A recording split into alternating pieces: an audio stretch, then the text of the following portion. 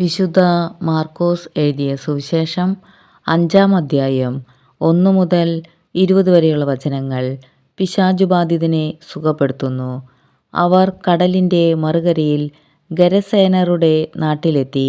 അവൻ വഞ്ചിയിൽ നിന്നിറങ്ങിയ ഉടനെ അശുദ്ധാത്മാവ് ബാധിച്ച ഒരുവൻ ശവകുടീരങ്ങൾക്കിടയിൽ നിന്ന് എതിരെ വന്നു. ശവകുടീരങ്ങൾക്കിടയിൽ താമസിച്ചിരുന്ന അവനെ ചങ്ങല കൊണ്ടുപോലും ബന്ധിച്ചിടാൻ കഴിഞ്ഞിരുന്നില്ല. പലപ്പോഴും അവനെ കാൽവിലങ്ങുകളാലും ചങ്ങലകളാലും ബന്ധിച്ചിരുന്നെങ്കിലും അവൻ ചങ്ങലകൾ വലിച്ചു പൊട്ടിക്കുകയും കാൽവിലങ്ങുകൾ തകർത്തുകളയുകയും ചെയ്തിരുന്നു. അവനെ ഒതുക്കി നിർത്താൻ ആർക്കും കഴിഞ്ഞിരുന്നില്ല.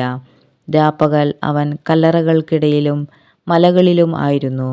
അവൻ അലറി വിളിക്കുകയും കല്ലുകൊണ്ട് തന്നെ മുറിപ്പെടുത്തുകയും ചെയ്തിരുന്നു. അകലെ വച്ച് തന്നെ അവൻ യേശുവിനെ കണ്ട് ഓടിവന്ന് അവനെ പ്രണമിച്ചു. ഉച്ചത്തിൽ നിലവിളിച്ചുകൊണ്ട് അവൻ പറഞ്ഞു, മഹോന്നതനായ ദൈവത്തിൻ്റെ പുത്ര, യേശുവേ, അങ്ങ് എൻ്റെ കാര്യത്തിൽ എന്തിന് ഇടപെടുന്നു?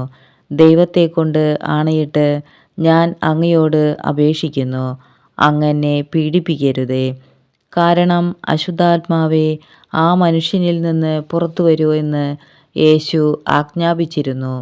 നിന്റെ പേരെന്താണ്? യേശു ചോദിച്ചു. അവൻ പറഞ്ഞു, എൻ്റെ പേര് ലെഗിയോൻ. ഞങ്ങൾ അനേകം പേരുണ്ട്. തങ്ങളെ ആ നാട്ടിൽ നിന്ന് പുറത്താക്കരുതേ എന്ന് അവൻ കേണപേക്ഷിച്ചു. വലിയ ഒരു പന്നിക്കൂട്ടം മലയരികിൽ മേയുന്നുണ്ടായിരുന്നു. ഞങ്ങളെ ആ പന്നിക്കൂട്ടത്തിലേക്ക് അയക്കുക, ഞങ്ങൾ അവയിൽ പ്രവേശിച്ചു കൊള്ളട്ടെ എന്ന് അവർ അപേക്ഷിച്ചു. അവൻ അനുവാദം നൽകി. അശുദ്ധാത്മാക്കൾ പുറത്തു വന്ന് പന്നിക്കൂട്ടത്തിൽ പ്രവേശിച്ചു. ഏകദേശം 2000 പന്നികളുണ്ടായിരുന്നു. അവ കിഴക്കാൻ തൂക്കായ തീരത്തിലൂടെ പാഞ്ഞു ചെന്ന് കടലിൽ മുങ്ങിച്ചത്തു. പന്നികളെ മേയിച്ചുകൊണ്ടിരുന്നവർ ഓടിപ്പോയി നഗരങ്ങളിലും നാട്ടിൻപുറങ്ങളിലും വിവരമറിയിച്ചു.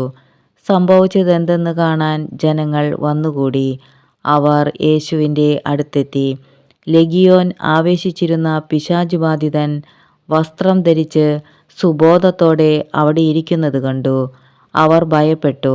പിശാചുബാധിതനും പന്നികൾക്ക് സംഭവിച്ചതും കണ്ടവർ അക്കാര്യങ്ങൾ ജനങ്ങളോട് പറഞ്ഞു.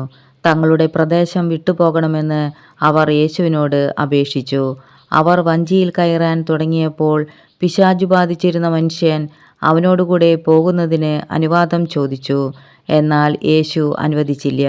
അവൻ പറഞ്ഞു, നീ വീട്ടിൽ സ്വന്തക്കാരുടെ അടുത്തേക്ക് പോവുക. കർത്താവ് നിനക്ക് വേണ്ടി എന്തെല്ലാം പ്രവർത്തിച്ചുവെന്നും എങ്ങനെ നിന്നോട് കരുണ കാണിച്ചുവെന്നും അവരെ അറിയിക്കുക. അവൻ പോയി യേശു തനിക്ക് വേണ്ടി എന്തെല്ലാം ചെയ്തെന്ന് ദെക്കപ്പോളിസിൽ പ്രഘോഷിക്കാൻ തുടങ്ങി. ജനങ്ങൾ അത്ഭുതപ്പെട്ടു.